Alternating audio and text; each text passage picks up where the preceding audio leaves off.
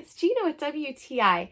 And if you do a lot of filming that requires you to get footage of yourself moving around or groups of people, and you don't want to have the tripod in your hand, then you're gonna love this auto face tracking phone holder that I got from Greenhouse.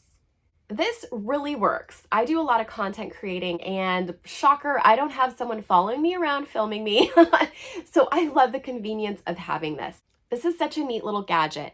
My favorite way to use it is to detach the bottom base and put it on top of a tripod. That allows me a lot of flexibility. The phone holder can be adjusted in so many ways. So I generally do landscape filming, but this does vertical as well, or in between. It even has a hidden lever, so you can raise that up, and the two fill lights are so nice. If you do a lot of close-up shots, I found it to be very helpful, and there's 6 different levels of light.